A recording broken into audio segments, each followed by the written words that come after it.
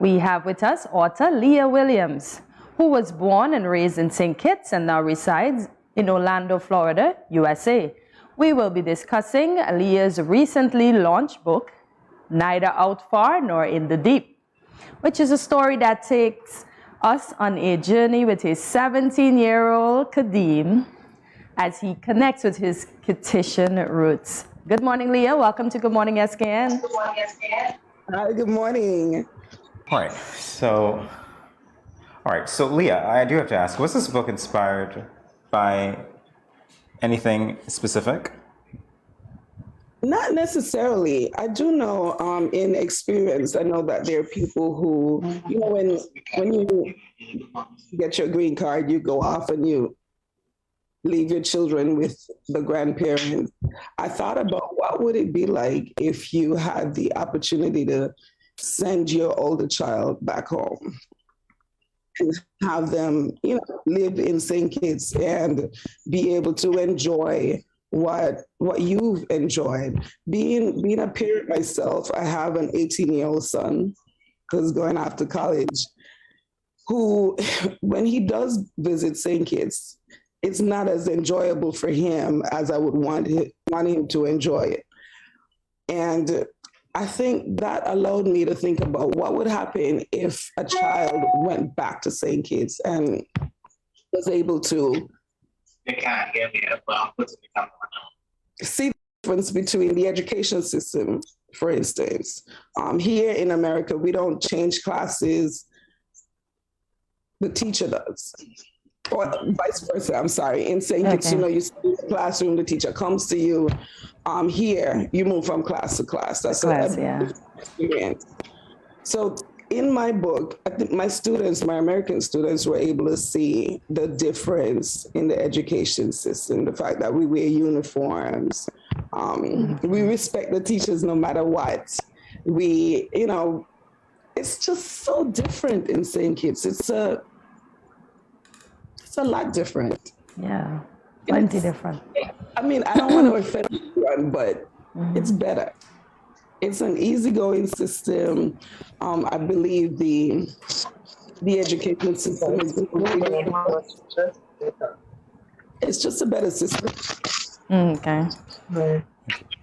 So you mentioned your son. Is he a reference to any of the characters? And how did you come up with some of the personalities that you have in your book? So I teach middle school. I've taught high school. Okay. I sometimes teach adults. My son is not a reference to this book at all. In fact, the only thing that he can get credit for is the image on the cover of the book. Yeah. Okay. He's an absolutely wonderful young man. Okay. The characters in my book are from just a collaboration of students that I've met in my 16 years of teaching. Okay. Congrats. Just, you know, thank you, I think. Thank you, I think. But in teaching, you get to know all these different personalities, young men, young women, who you get to watch them grow throughout the school year or not grow. So that one is a collaboration of all these different people that I've met. So Leah, we understand that this is the very first book that you've published. Is that not so? Say that again, please. I'm sorry. Is this the first book you published? Yes, my first and hopefully not my last. Yeah, definitely, hopefully not your last. Why don't you tell us why you chose this particular title for this book? So actually my editor chose that title, and I thought it was poignant because when she was reading it, first of all, choosing a title, the writing process is not as easy as you would think it is. Or I hope no one thinks it's easy, because it's not. Thinking of a word, thinking of the names for the characters, thinking of the title. As you're working through writing the book, the title changes over time. So as she was editing it, editing it, she thought that this was probably the best title for it. And of course, I thought through it, and I agreed with her. It talks about, being in the ocean, using the ocean for reflection, being on the beach and being able to reflect, looking out further and further and further. The more you look out, the more you're able to discover about yourself. And this is what happens to this young man, Kadeem, in this novel. Okay. So, no, please go ahead. I was just going to say that was philosophical. Seems appropriate indeed.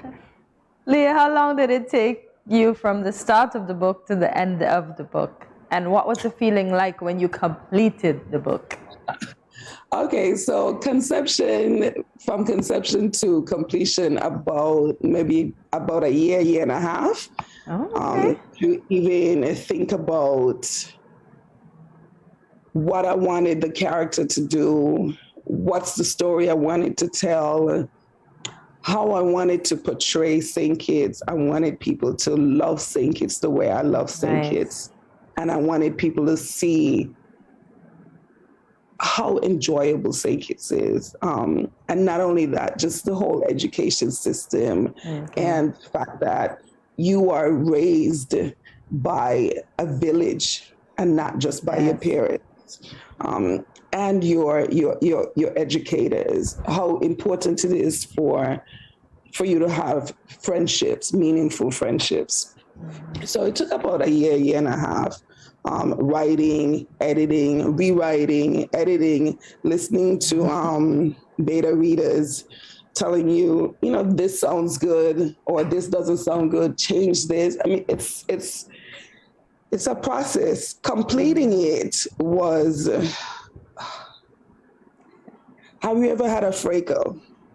Oh, yeah. Okay. Fraco is one of my favorite. It's my favorite thing in the world to have. I get home, I make sure I get home in time enough to leave the airport and go straight to town before I even go home and unpack so I can get a Fraco. Nice. So finishing it was like having a red Fraco with sweet milk drizzled all over the top. Oh, look at you. So yeah, finishing it was a good feeling. That was a good feeling. Leah, I have to ask now, did Kadeem ever have a Fraco? No, which is in my writing it and finishing it. Even some of my family members, because they know I'm like Fraco queen. They're like, how come you didn't have a Fraco? I just didn't think about it then. In the follow-up book, he will. In the follow-up book, he will. Definitely. Yes, he will. He will.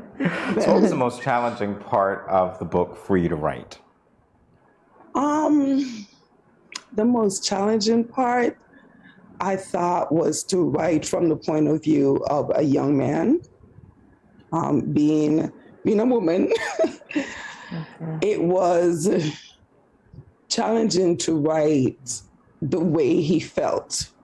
So I had to ask my son a lot of questions. I'm sure he was annoyed at times when I would ask him, how would a young man at your age respond to something like this? They say stuff like, on God, instead of trust me or believe what I'm saying. The different things that they say in communicating with other people. They don't use real words. So I had to kind of draw that from my son and from some of my students in order to be able to portray an actual teenager of this generation. So that I thought was the most difficult. So do any of the characters, share any of your personality traits? I can't. No, probably not. Okay. In writing, I thought about not putting anything about myself in there because I do have people who know me personally, and I didn't want them to read it as, oh my God, this sounds like Leah. But I can tell you the grandfather character, which is the paternal character in the story. That's my dad. Oh, lovely. So that's the way he moves. That's the way he talks. He's, very wise. Okay. And lovable, and I mean, he'll teach you lessons without you even realizing, okay, it's lesson time. So your dad still resides in St. Kitts, or he's in the U.S. as well? Yes. He's in St. Kitts? He's in St. Kitts and lovely. Yes. Oh, nice. Yeah. So all the more reason for you to come back, apart from the Fracos. Yes. I mean, there are so many reasons for me to come back to St. Kitts. It's my home. I'm a citizen of St. Kitts. It's where I was born and raised. I don't think I'll ever forget being in St. Kitts. In fact, my English teacher, Miss Petty, I remember so much about St. Kitts. I left as an adult, basically. I was 15 when I left. So I finished fourth form. I'm not one of those people who left when I was 2 or 1. Like, I have a cousin when she was 3 years old, and we don't even call her Kittitian because she didn't grow up there. But I truly love my country of birth, and I want everybody to learn about it. My next novel will most likely have some aspects of St. Kitts. There's no way I could probably put something out there without showing where I came from. Lovely. I love that. Yeah. So Leah, what advice would you give to first-time authors, given your own experiences? Well, don't stop writing. Don't stop writing. Don't stop writing. My book is self-published, and the reason why I did that, the whole process in getting an agent, I sent out queries to 264 agents, and I've received maybe 2 follow-up emails that were positive. Okay. And it's discouraging. It's extremely discouraging. It gets to the point where, you want to stop. But if you really want to be a writer, and you are a writer anyway, if you're writing letters, you're writing bills, you're writing, you are a writer. Yeah. Just don't stop, because someone's going to believe in what you're doing. Yes. If you don't believe in it, someone else will believe in it. But most likely, you have to believe in it. Okay. And I thought about self-publishing because the people I was sending it out to, there's no literary agents in St. Kitts. No, the book is filled with our accent. It's raw English. It's, what the Jamaicans call patois, but it's broken English. And if they weren't able to see that and understand the concept of the story, I wasn't going to wait on them to be able to understand, because that's foolishness. So I went ahead and did it myself, because I believe in what I have. I believe it's a good story. I believe I have talent, and I believe I have more to give. So, and I think if I waited for an agent, I'm sure I'll get one eventually. But if I waited, I may have missed the market window to put out what I have.